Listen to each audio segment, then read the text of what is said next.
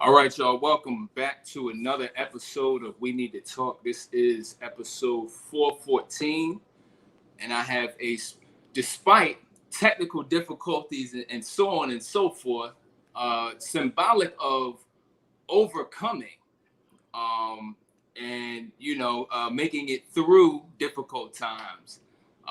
It never stops, but we always are triumphant, and we'll get to that later. I have a special friend with me today. She goes by the name of Jamie Brown, all around author, personality, podcast host. You name it is what it is. But first thing I want to say is I'm happy to have you on. We've done some shows before. How are you feeling this week? How is well, scratch that. How has May been for you so far? Whew. May has been quite an amazing month thus far. Just celebrated my son's 21st birthday with him on Monday. Happy birthday. And he's out here with me in Vegas. And just allowing, opportunity to show up and recognizing them. Like it's been amazing already, and it's only the 19th day of the month. We're already 5 months into this year, and it's been the most amazing year of my life thus far. So I'm living. I'm doing it. That's great to hear. That's great to hear. So I always like to go where we are currently. So I want you to let the people know, what's prominent and what's dominant as far as what you're focused on, what the book is about, what phase you're in as far as that process. And then I'm gonna flash back to some of your origins and just some of the beginnings and the younger self, and see if we can draw parallels, because what you're doing now is very much a part of your purpose. And I kind of want to show people how there's always that energy in the beginning that eventually leads us to awakening and becoming who we're supposed to be. So tell us about the book and what phase of the process you're in now as far as promoting and marketing and stuff like that. So this is my book, y'all. In the middle of it all, and it is a memoir about my life, my trials, my tribulations, my triumphs, how God had His hand on my life throughout it all. I go back in time and talk about my past. I talk about my current, and I allude to some things happening in the future. So it's a definite must read, and it's a passion project for me, because I remember a year ago being on your platform telling you that I was writing a book, and I was nowhere near finished. I was halfway through. I might have been like 50 some pages in, but I knew I wanted to have it finished before the end of the year. If that pandemic didn't teach us anything, it taught us not to waste time that really isn't promised to us. So I wanted to be better coming out of that pandemic than I was going in. And when 2021 hit, I hit the ground running. Right. Yeah. And that's definitely one of the spectacular elements as far as you, is that you're willing to, like you said, hit the ground running, and once things align with your dream and what you're after, and it makes sense, and you start to connect those dots. You've been out here, and just as far as your IG alone, I remember kind of tapping in. There was a set of time where it was like you were somewhere different every 12 minutes. It was real. It was real hard to follow, but it was real great to see, because it was like, okay, somebody's on tour for real. You know what I'm saying? Right. And getting this thing in front of people, getting people connected to it, and it being a true passion project, coming from, putting your life into it, and having your kids being a part of it as well. It's just really amazing. And let's travel. Let's travel back, right? Because, again, there's authors who always knew always invested in writing, always, you know, attached to authors they look up to, always invested in writing as a craft, as an expression, as a cathartic release, right?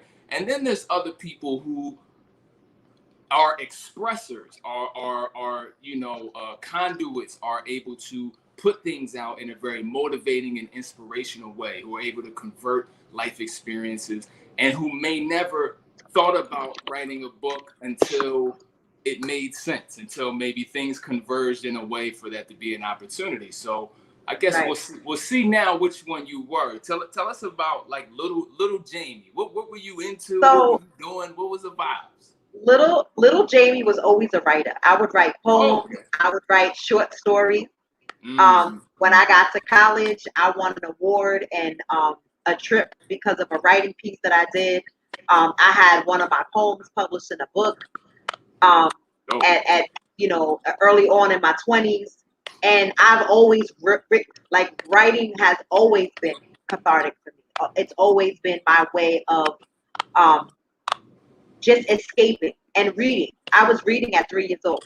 So I love to read. Therefore, it gave me the mindset to want to write because right. I wanted to write a book one day as amazing as the books I was reading. Mm-hmm. And I remember a period of time where I was in a domestic violence shelter with my kids when they were young. I was pregnant with my daughter at the time. And I would go to them, I would drop them off at school because I didn't have enough gas to get all the way back and forth. So I would drop them off at school, go to the local library, and just pick out an author and read every book in that author's you know line. And Carl Weber, Eric Jerome Dickey were some of my favorite authors. Sister Soldier, she's another amazing author as well that I respect and I look up to. And I had every one of her books and all of Eric Jerome Dickey's books. I read them, Carl, all of them. So to be in that space now as an author is amazing to me because I've always writing has always been my safe place. And even now, I have journals on top of journals everywhere. Like I can go into my journal right now and read what I wrote for January 1st. And everything that I wrote, with the exception of my New York Times bestseller, which is it's climbing, so it'll be on there eventually. Um, Everything on there happened. So for me, writing has not only been cathartic, but it's been prophetic. So Right. I write what I want to see in my life. I write the vision and I make it plain, and I watch God move. Yeah. And that's, you know, and that's one of the biggest parts, because I think, you know, when we're talking about the safe space, and we're talking about, you know, having certain life events, certain things that occur, certain you know, environments that we come up in, when we feel, especially as children, because I always you know, talk about, you know, how vulnerable we are as children, and also how we process things, and we're the most vulnerable and susceptible. So we don't have very much control over our environment, yet we have to find some way to stay sane within it. We have to figure out how to maintain our faculties and get our needs met despite having limited control and limited understanding of what's going on. So you know, Right. I always value and congratulate when, you know, young people are able to, without knowing really what they're doing, but just looking for that safety to say, where is my control? I control what I write. I control what I create. I control the imagination. And for somebody like yourself to say, all right, I read, I ingest, it inspires your imagination to be able to say, I can do this too. Let me create. Let me find myself in a better place. What better place can I create? What captivating castle or forest, right? Where can I go that's better than here? And Right. you see, coming from as a kid doing it for safety, then doing it as an adult in a very prophetic and manifestation type of way to get your goals met and to allow God and the universe to bring things to you. You see, and a lot of people may criticize that little girl though and say, well, you just fantasy, come to the real world. But look at the real world you've been able to create using the same mechanism of safety and expression. So that's really a beautiful The thing. same one. Thank you. And it's a gift from God. I've always been, a writer. That's always been who I was. I never, when I was a little girl, I didn't say I was going to grow up and be an author, but because real life kicks in and then you got to work. And then I had a kid at 17. So I was like, well, whatever I dreamt about doing, I had to put on hold for a second. But the most amazing time of my life was to have all three of my kids with me at my book signing, to watch their faces and the excitement that they see when people were coming up and people were buying books and talking to me and taking pictures with me, and they seen the brightness in my eyes when I was in my element, telling people my story and allowing people to be inspired by me in the short period of time that they were around me. That for me was everything. If I didn't sell another book, although I want to sell all my books, but if I didn't at that moment, that had did it for me, because I seen my kids watching me bring to fruition something that I said I was going to do. I said I was going to go out on a book tour. I said I was going to publish a book, and I did just that. I didn't have the money to do it. I didn't have, we in the midst of a pandemic, but God said do it, and I did. I was obedient. All I had was obedience, and I trusted that God would support me the rest of the way. And to have all of my kids together in Atlanta, in Delaware, both Delaware and Atlanta, my kids were with me, and it was beautiful. It was absolutely beautiful. And that's complete full circle. When we talk about little Jamie, then sharing a moment of manifestation, perseverance, and continuing, right? This is where the greatness comes in, right? When the things that we attach to as kids, when it's just free time, when there's no overly, constrictive space where we can just kind of focus on whatever we're drawn to, right? And if we remain obedient to that, even if there's big gaps, because like you said, life comes in, shakes things up, but for an author, that's only material. So that adds, right, even if you're not physically writing, that's adding to your material and to your final product. So at the same time, being in a situation where, you carry those ingredients and that those activities and those things that you're drawn to, and you remain obedient to them, even if it's a gap and then a return, as long as you return to remain true to who you are and what your purpose has always been, and to see your offspring experiencing the little girl's dream. You see what I'm saying? I don't know how you kept her dry. Right. I don't know if you did. You might have just let something fall on that. I don't know. Right, but you know what? It was. I think I was in such a place of awe at God's goodness that I don't even ever think I processed. It ain't even hit you. Yeah, what was really happening until I was alone and praying and like, God, like, you really did this for me. Like, I'm really out here for real. And you've made this happen over and over and over again, even in a way, or even when I was like not knowing what was going to happen, he still kept moving and kept blessing me and kept opening up doors for me. And to see the pride in my kids' faces and to hear my son say, like, Mom, like, yo, you really doing this. Like, it meant the world to me. And that's the reason why I do what I do. Like, although I want to inspire people, I want people to, buy the book and read and learn about me and learn about what it takes to really, persevere and live your life. But I wanted my kids to see the accomplishments come to fruition. I wanted my kids to look at me and say, yo, because they lived a good portion of this book. So I wanted my kids to say, yo, like, my mom really did this for real. Yeah. And that is why I did it. Like, that is why I decided to do exactly what I did. and just take that step out of faith and say, you know what? It don't look like it's supposed to look.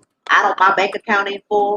But you know what, God, if you said do it because it don't make sense to me, it's going to make sense in the long run. And I'm going to do it. And that's exactly what I did. That's a fact.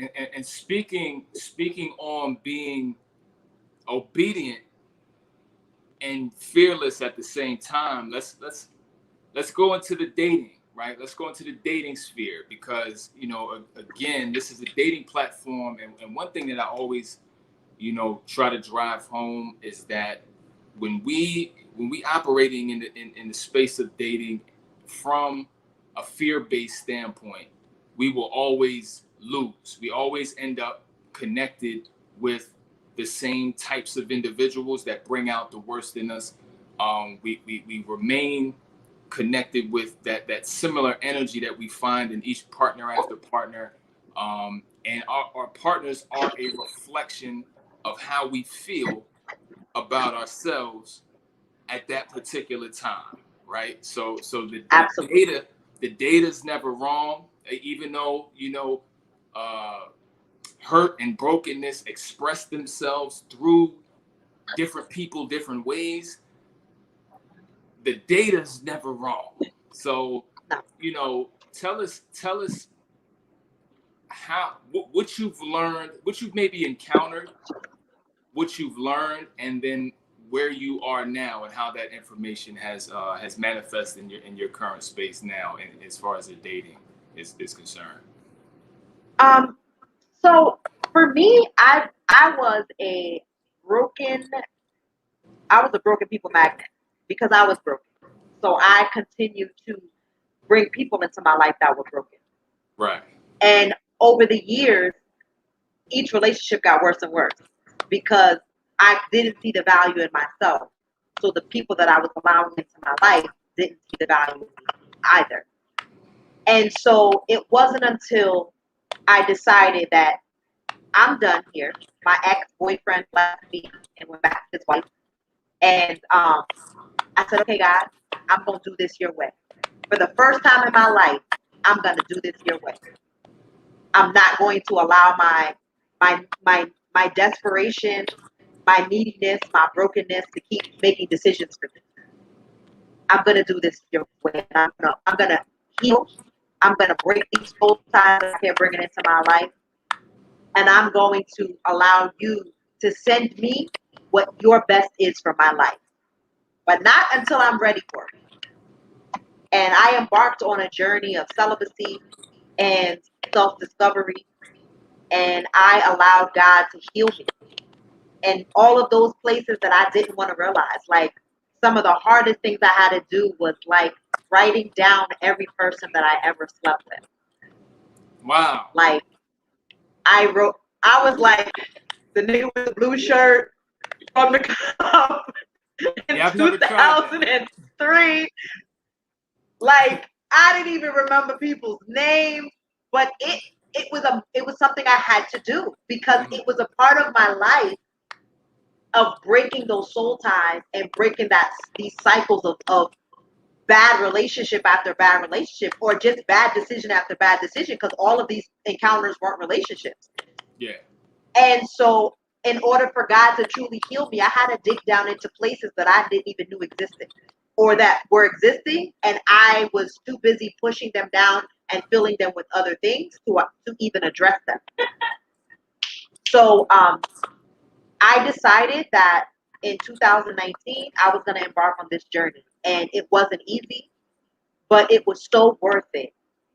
Because now I can sit before you 2 years later, almost 3 years later, and really I'm healed, I'm whole, and I've now seen God's best for my life. God sent me this man when I wasn't even looking for him. And let me tell you, I stopped looking because it wasn't for me to look. I'm like, Lord, you're going to send them. You're going to send them your way. I'm just going to flow in my purpose. Mm-hmm. And while I'm busy being about my Father's business, if he shows up, amazing. But I was at a point in my life where if he don't show up, ain't nobody desperate. There's not a scarcity of men out here. I can count on my hands how many good brothers I know, and I've encountered over the last year. Right. So I'm not gonna, because women, we fill ourselves up with, oh, ain't no good men, oh, all the men are gay, or all the men are in jail. That's not true. Like that, there Scarcity are good mindset. men, right? And there is someone for everyone. And I knew my one was gonna show up when God seen fit. And in March of this year, he showed up. And the beautiful part of it all was getting to know him, talking to him on the phone, sharing stories and laughs and jokes and old school songs and like the stuff that I always wanted to do with someone, to just really get to know them. And then it moved into physical dates where we were actually going out and eating and talking and laughing and just being together and enjoying each other's energy. And now I'm at a space and place in my life where I'm so careful and strategic of every move that I make because I don't want Jamie to show up. I need the me that is healed and whole to stay in position. I don't need Jamie to show up doing Jamie shit and messing up the flow. Right, right.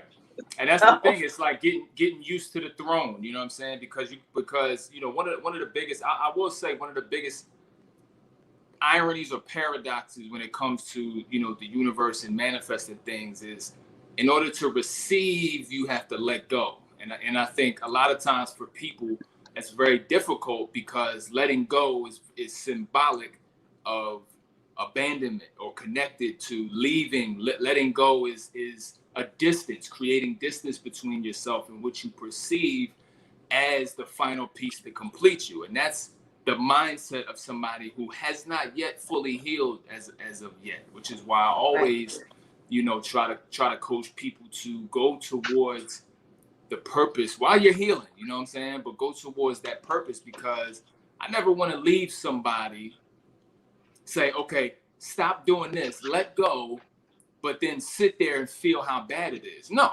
my thing is happiness across the board without ceasing.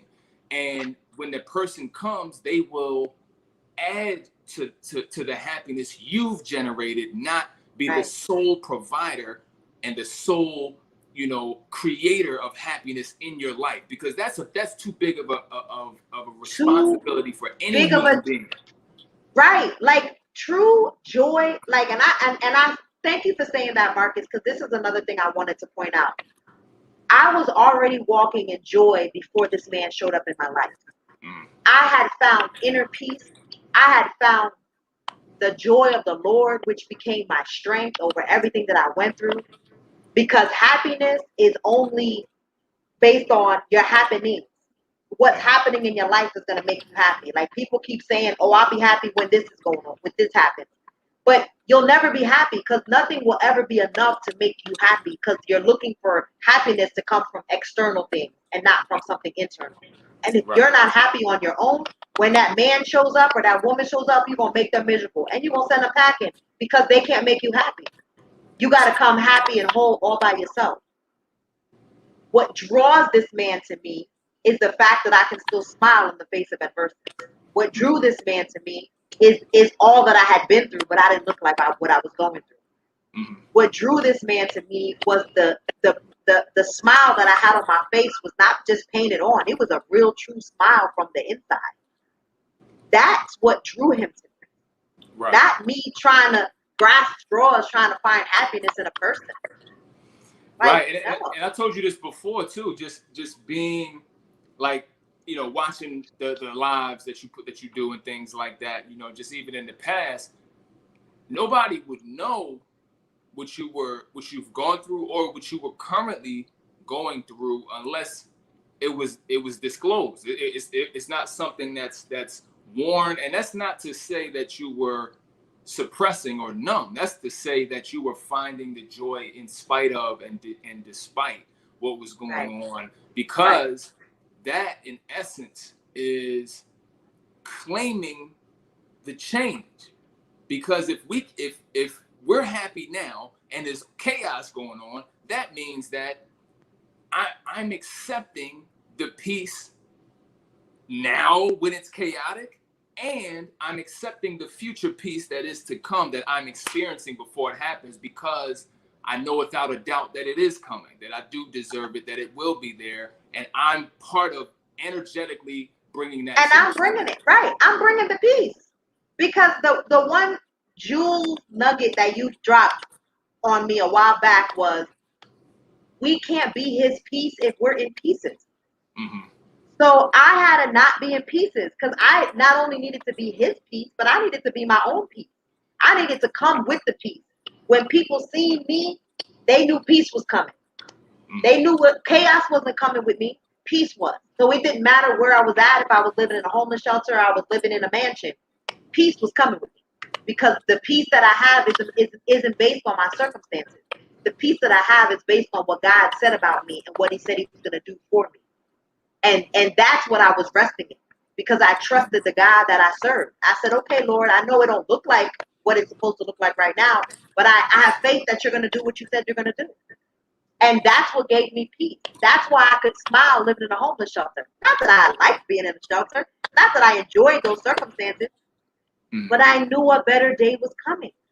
Every day I woke up thanking God for my blessing. Every day I woke up with an expectation in my spirit that something amazing was going to happen today. And that allowed me to lay the foundation to be where I am right now, because I was able to meet and greet people online and virtually that I would have never met otherwise, had I not had that time, a lockdown, and being able to just be on IG. Right. That's what was my saving grace. And I met some of the most amazing people that I now call friends, including yourself, from being on IG. Mm-hmm.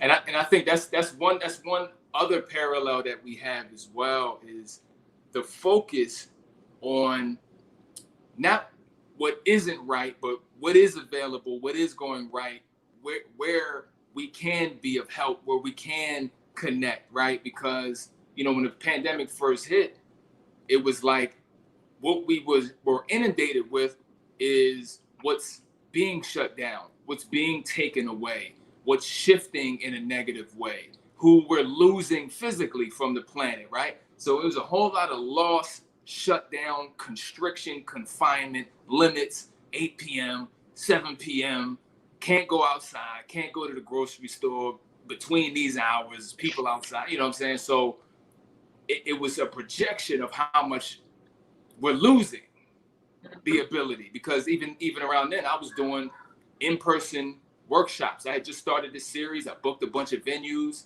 I had done maybe one or two, and then bang, we home, we doing, you know, all of that stuff going on. So, you know, that particular situation was very much interesting and difficult to go through. But the focus was what is going on, what is going right, what do we have available, and that internet never changed. As long as you got a battery, as long as you got a cell signal, as long as you have, you know, the ability and the time to really go in. And that's where I started this show, actually, you know what I mean? April 1st last year. Haven't missed the show, haven't missed a day, because, you know, I knew that there was people out there that needed healing, needed help, needed support. And those doors were closing on them as well. Life was getting harder for people. You know what I'm saying? So it's kind of like, all right, well, you know, where are the people? What's the easiest way to get to the people? So we were thinking in the same frequency, which brought you, you know, we were able to connect on one of the shows and just, you know what I mean? And just really have a really great trajectory. Absolutely.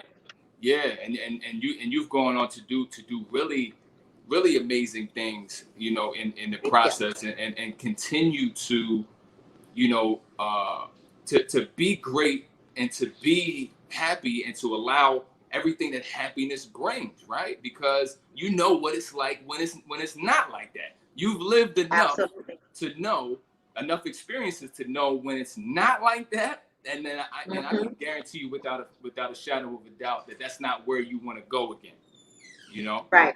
Never again. And this is why I made it a point to start my business and do mentorship and do life coaching and be able to give people that hope. Like somebody called me a while back a hope dealer. Okay. I'll take that. And because I want people to understand that you are in control of your life.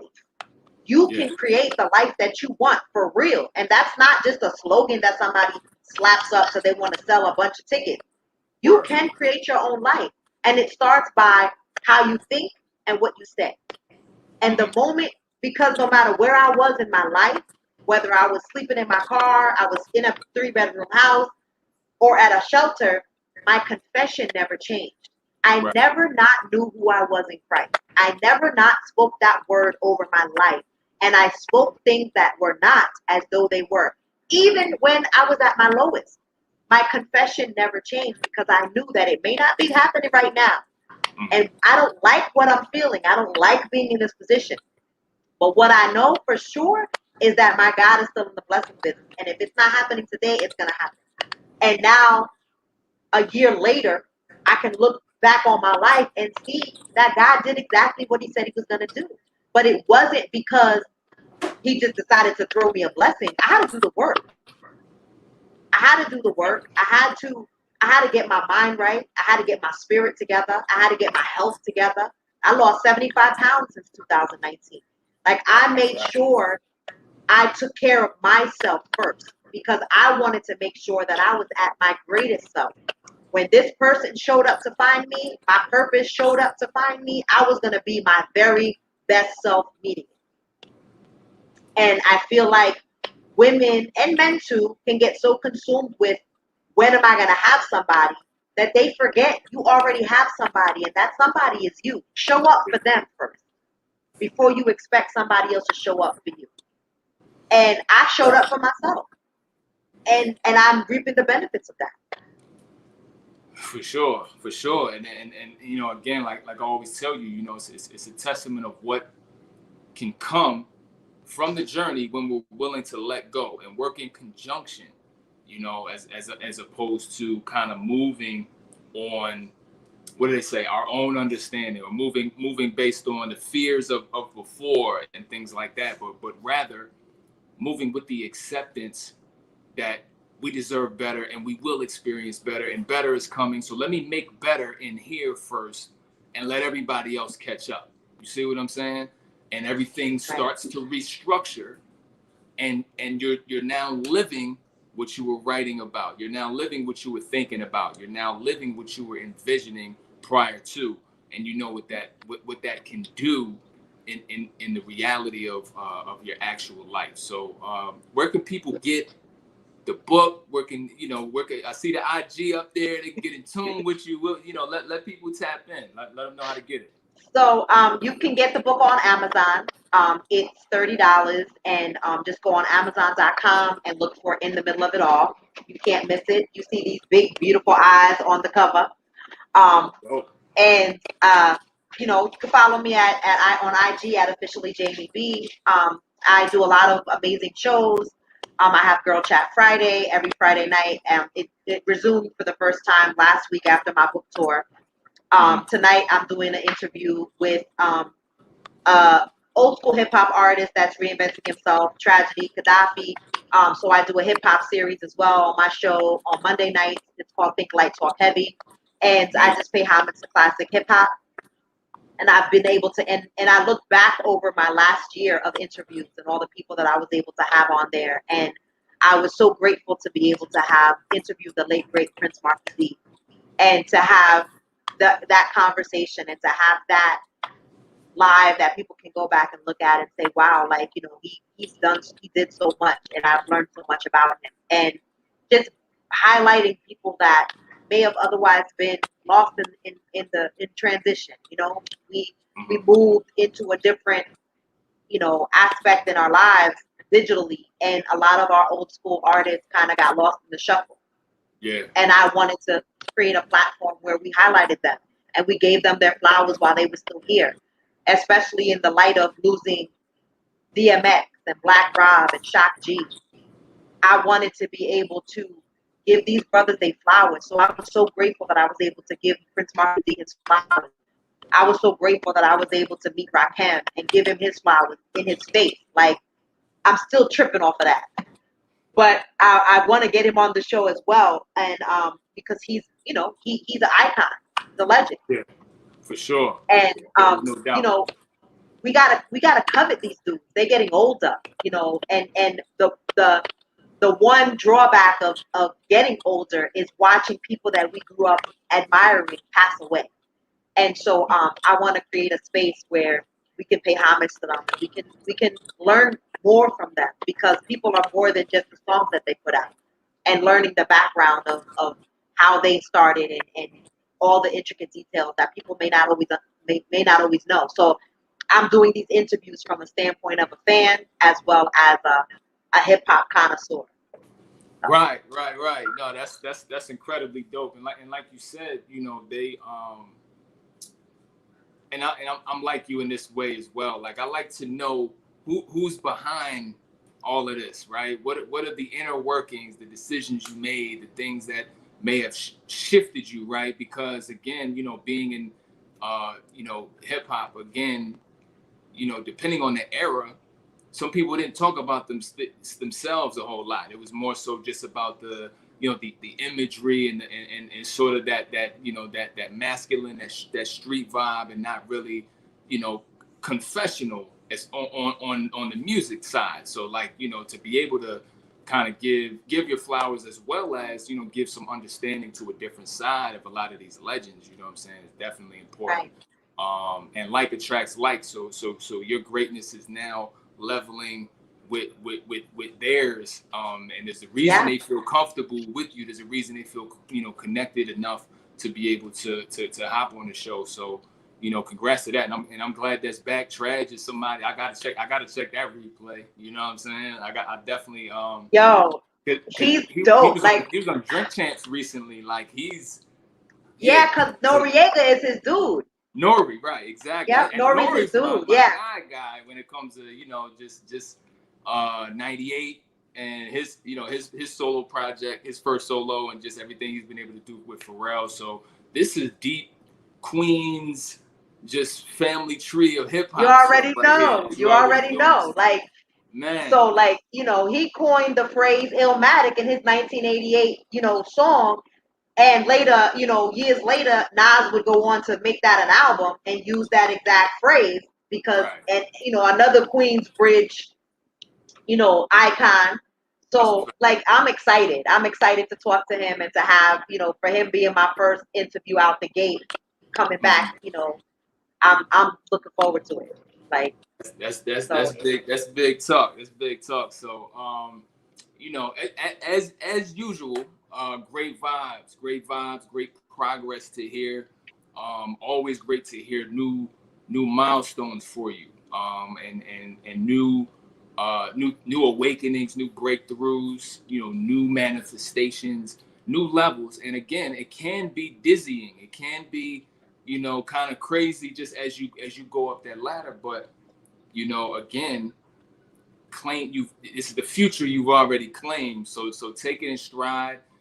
You don't have to adjust immediately. It's one of those things where each step is progress, and allow for some of that to hit you, because you're doing amazing things out here, and really touching lives and getting connected to a lot of the people who touched yours first. So salute to you, congrats to you as always. And any last words for the people before we get out of here? I just want to implore everyone that might be looking for somebody, or that might want to get back into dating. Do not bring anybody into your space unless your space is completely empty. And I say that to say, work on you, clean out your life, make sure there's room when that person wants to come and be with you. Make sure there's room for them. And I don't mean physical room.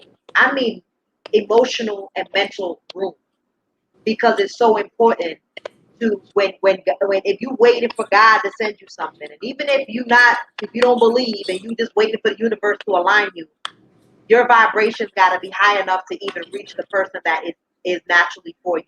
And until you clean out your life and your mental space and your heart of all past fears and loves and all of that stuff, you're never going to find what you want to find. And it's not going to be until you're walking in your purpose and you're not focused on a man or focused on a relationship that person will show up in your life to help you. Because ultimately, it's a purpose partner, and they got to be there to help you further your purpose on this earth. So just heal, y'all. That's all I need. All facts though. So thank you again for showing up, for pulling up. You know what I mean? And thank you for having me. I'm glad to do it. Like, it's been a minute since we did this thing. Like, I used to do a show called Virtual Loving, and Marcus used to come on with me, and we used to do relationship questions and advice and stuff. So I miss having that, that back and forth banter with you once a week. And so we definitely got to do something, additionally down the road, on my platform where we, come together again. But I'm excited to do this. I'm so proud of you and everything that you're accomplishing, because the people need you. You don't know how necessary you are. You don't understand how much of an impact you've had on people since you started doing this, because you came into people's lives, when they were drowning, and you were that life raft for them. So I salute you as well for everything that you're accomplishing and what you're doing for the people, because you're necessary. Appreciate that. And I ain't come here to stop. I ain't come here to slow down. Much more to come, much more expansion with yourself as well. So we got a link. That's already written. You know what I mean? So we gonna again for sure. On these means when it comes to just creatively getting out there and just catching the vibe, man, just helping people to continue to grow. So.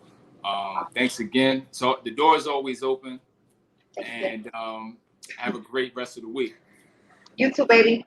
Peace. Right. Bye, y'all.